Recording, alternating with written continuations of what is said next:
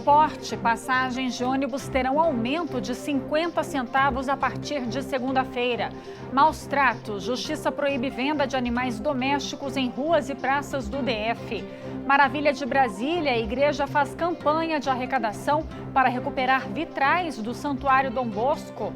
E mais, exposição na Galeria Atos Vulcão faz homenagem à história do Fusca com réplicas do carro popular feitas de material reciclado. Boa noite, eu sou Juliana Cury e o Band Cidade segunda edição já está no ar. Seja muito bem-vindo.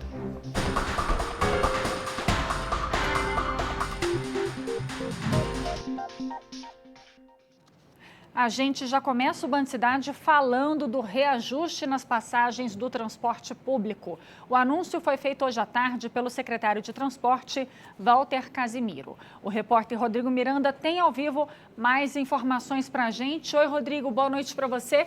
Começa na segunda-feira já, então? Boa noite, Juliana. Boa noite a todos que acompanham o Band Cidade. Infelizmente, a notícia não é boa aí para quem utiliza o transporte público da cidade, porque a previsão é que esse reajuste comece mesmo na segunda-feira, Juliana. Essa é a ideia da Secretaria de Transporte e Mobilidade. Isso porque eles já encaminharam a minuta aí para a Casa Civil e deve chegar a qualquer momento para o governador assinar e sancionar esse reajuste na tarifa do transporte público, como você bem disse, 50 centavos a mais em todo o transporte público, seja de ônibus, metrô. Por exemplo, quem utiliza hoje o metrô, ônibus que de maior distância, paga R$ 5,00, a partir de segunda-feira deve passar a pagar R$ 5,50. Tem também as tarifas mais curtas, aí, que são de R$ 2,50, vão para R$ 3,00, e as tarifas de ligações um pouco mais longas de R$ 3,50 para R$ 4,00.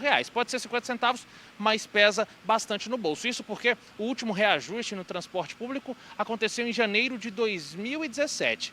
E o GDF analisou aí que nesse período houve um aumento de quase 16% nos contratos de tarifa técnica de manutenção, ou seja, preço da gasolina, tem a questão dos pneus, todos esses fatores foram somados aí na inflação e teve esse reajuste. E o GDF, segundo o secretário de Transporte e Mobilidade, decidiu passar 10% desses 16% para a população, então 50 centavos a mais na conta. O secretário Walter Casimiro falou, deu o anúncio para a imprensa e você ouve um trecho do que ele comunicou aí a todos. Infelizmente, o reajuste é colocado no contrato para poder você utilizar, né, toda a parte de acréscimo de preços de pneu, combustível, que tem ao longo do tempo. Desde 2017 que esse reflexo desses aumentos não é passado para a tarifa usuário. E independente de ter qualquer aumento na questão de quantidade de ônibus, isso é contratual e é preciso ser incorporado. O tempo fechou hoje à tarde e choveu forte em vários pontos do DF. Como sempre, houve alagamentos. O Instituto Nacional de Meteorologia e a Defesa Civil emitiram alertas de chuvas intensas com rajadas de ventos que poderiam chegar a 60 km por hora.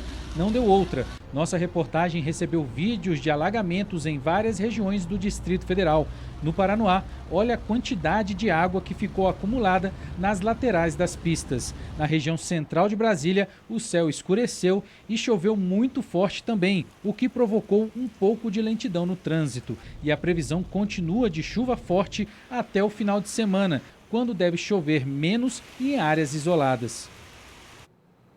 E pista molhada não tem jeito, né? Na BR-020, um caminhão tombou na pista próximo ao condomínio Império dos Nobres, sentido Sobradinho. Por conta do acidente, o trânsito ficou complicado ali na região e teve que ser desviado para a Marginal. De acordo com os bombeiros, ninguém ficou ferido. O guincho da Polícia Rodoviária Federal tirou o caminhão da pista e há pouco o trânsito voltou ao normal.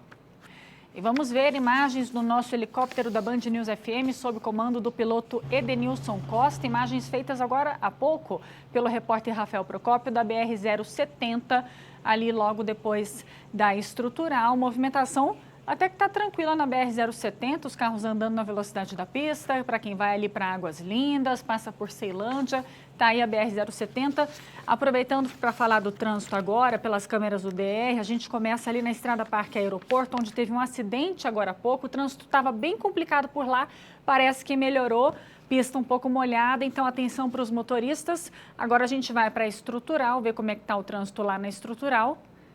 Nesse trecho Aí ficou bom agora, dá para ver que a movimentação tá grande ali na pista norte, né? A gente vê os carros andando, mas lá na frente, olha, tá tudo parado, muita lentidão, então paciência para quem está esperando, o pessoal que está ali na estrutural. Agora a gente vai para a BR-040, ver como é que tá a movimentação por lá, pista molhada, lentidão, então muita cautela para os motoristas e a gente encerra o nosso giro na IPTG. A IPTG também bastante movimentada, está andando, né? Os carros parece que estão andando na velocidade da pista, mas dá para ver que está bastante movimentada a IPTG também. E andar pelas ruas do plano piloto, em alguns casos, pode ser uma verdadeira armadilha. É preciso atenção redobrada por causa dos buracos que muitas vezes surgem do nada. Foi o que aconteceu na Asa Norte. Um buraco no meio do asfalto, na 710, está deixando pedestres preocupados. Há 2 dias, o Luciano notou um buraco no meio da pista em frente à loja onde ele trabalha. De perto, o comerciante percebeu que o asfalto estava cedendo e que por dentro do buraco a situação era preocupante. Porque quando a gente imagina um buraco pequeno, quando a gente olha o que tem dentro, né, a chance de desmoronar aí está grande. Dá até para ouvir o barulho da água que corre por dentro do buraco. Barulho de água aí dentro. Situação perigosa, justamente em uma das vias mais movimentadas da capital. Se o problema não for resolvido logo, o medo é que uma tragédia possa ocorrer por aqui. Acontecer alguma coisa aqui com um carro nosso, carro de cliente, né? Queira ou não, se acontecer alguma coisa vai fechar a rua e é um prejuízo a mais pra gente aí, né? No início da manhã desta quinta-feira, uma equipe técnica da Nova Cap vistoriou o local, mas nenhuma sinalização ou isolamento foi feito. Complicado, né? Em nota, a Nova Cap informou que após uma vistoria técnica, concluiu que o asfalto cedeu por conta do rompimento de um canal de drenagem, mas garantiu que o buraco não oferece risco aos pedestres e motoristas. Afirmou ainda que uma equipe vai fazer os reparos necessários amanhã, já que hoje a previsão era de chuva. E a Polícia Civil analisa vídeos do circuito de segurança de um posto de gasolina na Candangolândia. As imagens podem ajudar a esclarecer o assassinato de Larissa Maciel, de 23 anos. Ela foi encontrada morta essa semana na tenda de uma igreja evangélica. Foi dentro dessa tenda de uma igreja evangélica que o corpo de Larissa Francisco Maciel, de 23 anos, foi encontrado. Ela foi deixada nessa espécie de altar completamente nua, com sinais de estrangulamento e com marcas de queimadura pelo corpo. De acordo com a família da jovem, Larissa era tranquila e não tinha qualquer histórico de violência ou de inimizades. Só que na noite do crime, ela teria chegado em casa agitada e com a roupa toda suja de terra, como se tivesse participado de uma briga. O tio de Larissa, Edivaldo Santos, falou com a nossa equipe por telefone. Ele ainda não acredita no que aconteceu e tenta achar explicações para a morte da sobrinha. A pessoa amorosa, não tinha rixa com ninguém, não tinha inimizade, né? Assim, nem namorada ela não tinha. Então por isso que a gente ficou assim assustado, porque foi realmente uma situação surpresa para nós. Né? Então, ela chegou com a roupa meio suja em casa, assim, a evidência de que houve uma luta corporal, porque a roupa estava suja pelas costas, né? Tipo assim, como ficou rolando pelo chão. E também ela chegou e ficou inquieta, né? Ficou assim, pensativa, inquieta. Aí resolveu trocar de roupa e sair de novo, igual das 9 horas da noite. Larissa trabalhava na região da Candangolândia como diarista. A família disse que a mãe da jovem está muito abalada e não sabe se vai voltar a morar na região.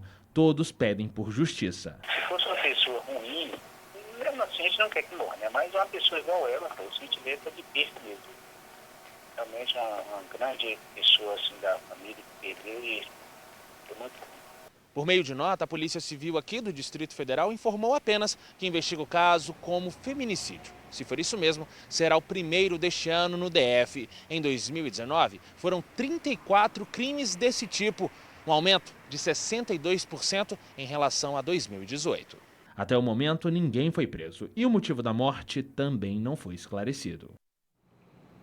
O Ministério da Saúde anunciou a distribuição de 1.700.000 novas doses da vacina pentavalente, 30 mil apenas para o DF. As informações agora ao vivo com o Cláudio Marcos. Oi, Cláudio, boa noite para você. Finalmente vou levar o Lourenço para vacinar. Oi, Juliana, boa noite para você, boa noite a todos que acompanham a gente. É isso, finalmente você vai poder vacinar o Lorenzo e muitas mães também vão poder vacinar os seus bebês aí com essa vacina que é tão importante, viu, Juliana? Que estava em falta aí, não só aqui no Distrito Federal, mas em praticamente todos os estados brasileiros. Como você falou, o DF, então, deve receber nos próximos dias esse lote aí de 30 mil doses. A gente lembra que essa vacina é importante, ela protege contra doenças como difteria, tétano, coqueluche, hepatite B e também uma bactéria que provoca infecções no nariz, garganta e também pode provocar a meningite. E a gente conversou com algumas mães que estão aí como o seu caso, né? Tem um recém-nascido, tem uma criança pequena e não conseguiu ainda vacinar, não conseguiu dar nenhuma dose para a criança. A gente lembra que os recém-nascidos precisam tomar pelo menos 3 doses, aos 2, 4 e aos 6 meses. Depois, aos 15 meses, mais uma dose e um reforço aos 4 anos de idade, viu, Juliana? A dose dos 6 meses do Lorenzo, Cláudia. Ainda bem, as mães vão respirar agora, né? Porque, como você disse, é uma vacina super importante, estava em falta no país inteiro, né? Exatamente, a gente explica porque desde o ano passado a gente vem falando desse problema, porque não tem um laboratório no Brasil que produz essa vacina. É um laboratório do exterior e aí um lote foi considerado impróprio pela Anvisa, considerado de baixa qualidade. Então, por isso, essa dificuldade que o Ministério teve de conseguir um novo fornecedor, porque o volume de vacinas é muito grande, vacina não se produz assim tão rapidamente. Então, a gente ficou aí ao longo praticamente de todo o ano passado falando dessa falta da pentavalente, que agora parece, Juliana, que finalmente, então, teremos um alento aí para as crianças. Tomara. Obrigada, viu, Cláudio? Boa noite para você. Boa noite. Um dos monumentos mais conhecidos de Brasília passa por dificuldades. O Santuário Dom Bosco precisa de ajuda para restaurar os famosos vitrais azuis, marca registrada da igreja. Os vidros são de 63 e nunca passaram por uma reforma geral. O santuário tem 80 colunas decoradas por vitrais em 12 diferentes tonalidades da cor azul. São necessários 7 milhões de reais para deixar tudo como era antes. 12 tonalidades de azul. O Santuário Dom Bosco impressiona e encanta quem entra para fazer orações e ainda admirar os famosos vitrais do espaço. Só que os vitrais já estão apresentando sinais de que o tempo está cobrando preço. 20% deles já estão danificados e devem ser substituídos. O restante precisa de manutenção urgente. E tudo isso custa bem caro, cerca de 7 milhões de reais. Muitos vitrais que são da década de 1970 estão quebrados, trincados ou fora do padrão. Para arrecadar a quantia milionária, a paróquia resolveu pedir a ajuda da comunidade e criou uma vaquinha online. A gente quer realmente que essa mobilização que nós estamos pensando em realizar seja uma coisa constante, porque não é somente recompor os vitrais. Eles só chegaram a esse ponto por causa da falta de recursos para mantê-los, né? O seu Edivaldo trabalha há 20 anos na manutenção do santuário. É uma coisa que a gente vê que não pode fazer nada, né? Que não tem mais reposição e os que tinha a gente já usou todos. Aí não tem mais. Se quebrar um vidro de baixo, aí você coloca. Se quebrar um lá em cima, não tem como colocar, que não dá. A tonalidade é diferente.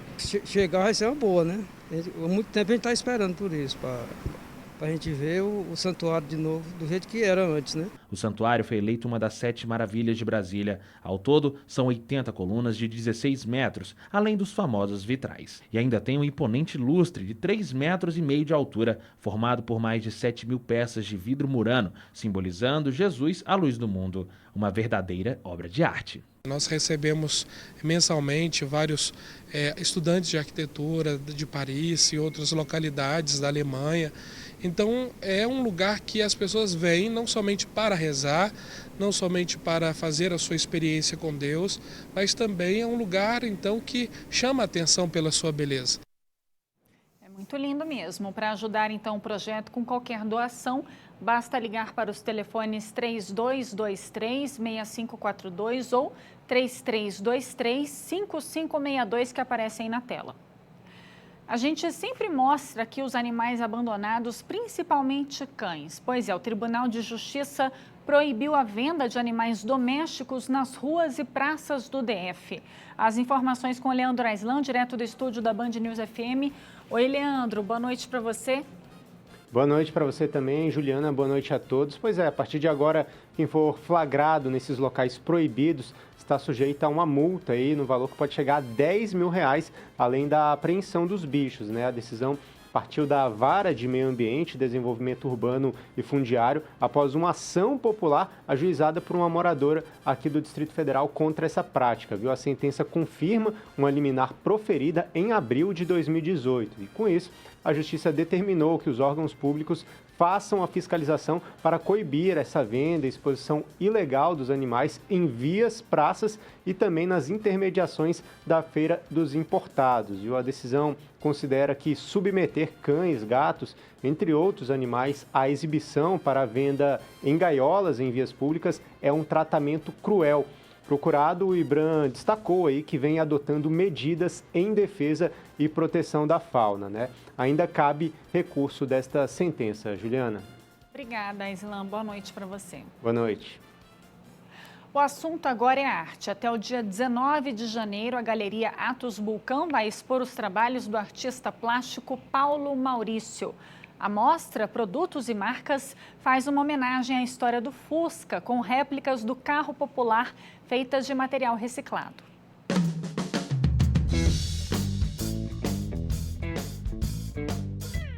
As cores ditam o ritmo das mais de 30 obras presentes na exposição Produtos e Marcas. Tênis, brinquedos, embalagens e até um engarrafamento de fusquinhas. Tudo para trabalhar a memória afetiva de quem for à exposição. O meu primeiro Fusca, o Fusca que passa na frente da praia, o Fusca que demonstra um estilo de arte de uma época, o Fusca, vamos dizer, de competição, que eu adoro corridas. Todo o trabalho do Paulo é inspirado na pop art, estilo consagrado nas décadas de 50 e 60. O artista, que tem uma deficiência visual, não se limita e diz que isso não é motivo para evitar o uso das cores. Eu não sei pintar sem cores. Uma vez eu tentei pintar com preto, não rolou nada. Tem que ter cor, porque sem cor não vai, entendeu? Foram 8 anos de produção até montar a exposição, que está em cartaz no espaço Atos Bulcão, no Teatro Nacional. O Paulo, ele produz direto, então ele não é compulsivo, mas ele não para de trabalhar. Então, são muitas obras. E mesmo nesse viés, né, produtos e marcas, eram muitas obras. Então, para a gente fazer essa seleção foi muito difícil. Logo na entrada da exposição tem esse Fusca, um carro que faz parte do imaginário e da vida de muitas pessoas. As cores deixam o encontro ainda mais incrível. E o melhor é poder entrar aqui e se imaginar vivendo altas aventuras no comando desse possante cheio de histórias. O Fusca representa assim uma geração, né? E a geração dele e minha também. Nós somos irmãos com só 2 anos de diferença, então nós tivemos o primeiro carro foi Fusca. As nossas viagens, quando a gente era criança, que meu pai também tinha Fusca alemão até, entendeu? Então, assim, faz parte de uma geração o Fusca, né? A exposição vai até o dia 19 de janeiro.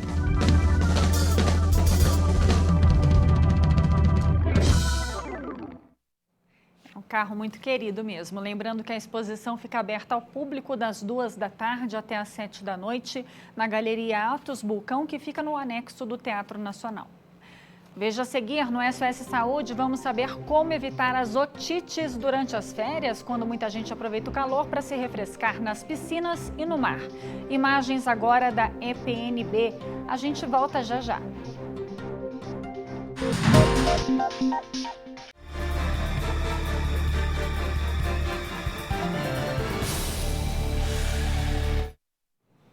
Você já percebeu como a dor de ouvido é comum no verão?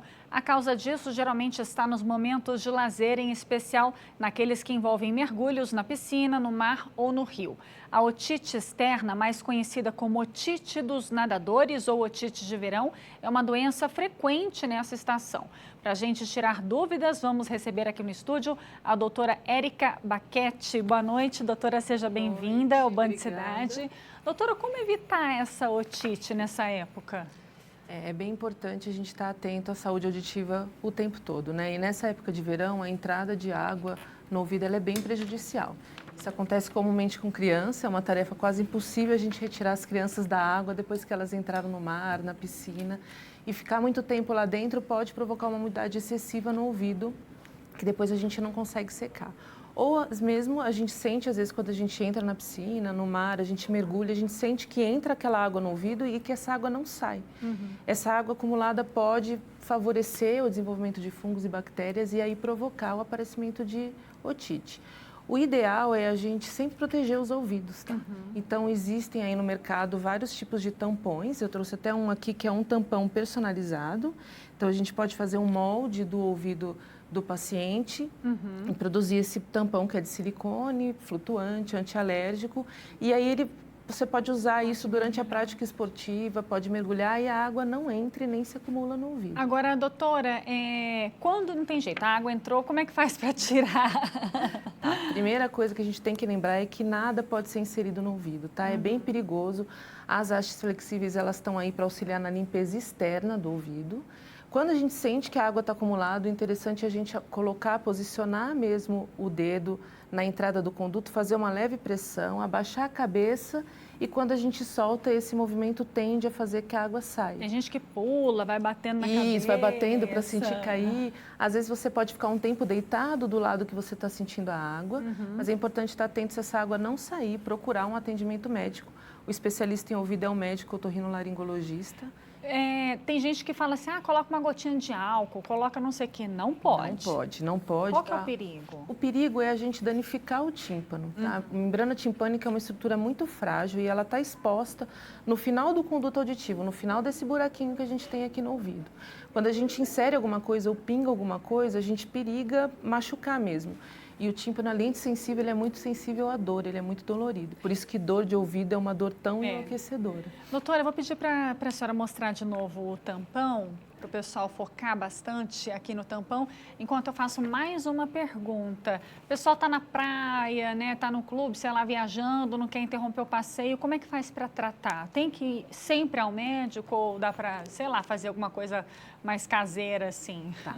De preferência procurar mesmo um médico especialista. O tímpano, que é a estrutura que costuma ficar dolorida com a otite, ela não é acessível por compressa, por nenhuma outra coisa que a gente possa fazer. Então, a indicação é mesmo procurar um pronto atendimento. Em geral, os pronto atendimentos têm um médico otorrinolaringologista de plantão que pode fazer a medicação para dor e entrar, se for o caso, com a medicação já com anti-inflamatório ou com antibiótico para tratar a otite. Tá certo. Obrigada, viu, pela participação aqui na Cidade. Boa noite. Boa noite. Veja a seguir, Detran faz operação para tirar de circulação motos barulhentas. Imagens agora da ponte JK, a gente volta daqui a pouco.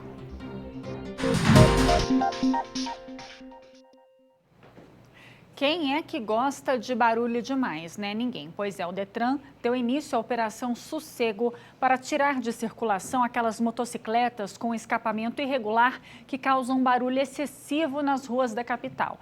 Águas Claras foi a primeira cidade alvo da operação. 110 motociclistas foram abordados. Desse total, 15 foram autuados por pilotar com escapamento irregular, 6 por não ter habilitação e 5 com a CNH vencida. Os agentes registraram ainda 25 infrações por motivos diversos e 6 motos foram recolhidas ao depósito. Segundo o Código de Trânsito, quem pilota moto sem descarga ou com o silenciador de motor com defeito comete infração grave que acarreta multa de R$ 195, 5 pontos na CNH e retenção da moto para regularização. Em 2019, foram registradas 1.259 infrações por escapamento irregular no DF. A operação vai ocorrer em outras cidades também. E a Polícia Civil foi às ruas hoje para prender 2 homens suspeitos de participar de um roubo a uma joalheria no Guará em novembro do ano passado. 2 pessoas já haviam sido presas em flagrante e uma mulher segue foragida. Essas imagens do circuito de segurança do comércio da QE 40 do Guará 2 mostram um dos assaltantes pedindo para a vendedora da loja entregar os colares. Ele chega a empurrar a moça. De acordo com a polícia, 5 pessoas participaram do roubo. 4 dentro da loja e uma do lado de fora que ficou de motorista dos criminosos. 2 pessoas, uma mulher e um homem, entraram inicialmente na loja fazendo-se passar por clientes. E depois anunciaram um assalto, outros 2 indivíduos também adentraram no estabelecimento e de lá subtraíram aí R$50 mil, cerca de R$50 mil em joias e perfumes e se evadiram do local, Um dia após o crime, que aconteceu em 18 de novembro do ano passado, a Polícia Militar conseguiu prender 2 homens em flagrante. Agora, com a prisão dos outros 2, apenas a mulher segue foragida. De acordo com as investigações, todos já tinham passagem, principalmente por roubos a comércios. São criminosos contumazes, A ficha criminal deles fala por si só em relação a isso. Diversos crimes como homicídios, latrocínios, roubos majorados, furtos qualificados, então são criminosos. No momento da prisão em flagrante foram presos com eles também objetos de um outro roubo ocorrido a um pet shop, então o que demonstra também a habitualidade deles no cometimento de crimes patrimoniais contra comércios, estabelecimentos comerciais. E vocês lembram daquele sargento da aeronáutica que foi pego com cocaína em um voo da Força Aérea Brasileira para Sevilha, na Espanha? Pois é, ele virou réu no processo. Manuel da Silva Rodrigues foi flagrado com 37 quilos de cocaína em junho do ano passado. Apesar de o crime de tráfico não estar previsto no Código Penal Militar, a Justiça entendeu que ele pode ser enquadrado como um crime sim. O sargento segue detido na cidade espanhola a pedido da Justiça daquele país. A primeira audiência está marcada para o dia 21 de maio. Só lembrando que aqui na Band você tem um canal direto para fazer denúncias, mandar vídeos, mostrar os problemas aí de onde você mora. É o WhatsApp do Band Cidade. O nosso número é o 999769204 que aparece aí na tela. Por hoje é isso. Obrigada pela sua companhia. Tchau, tchau. Até amanhã.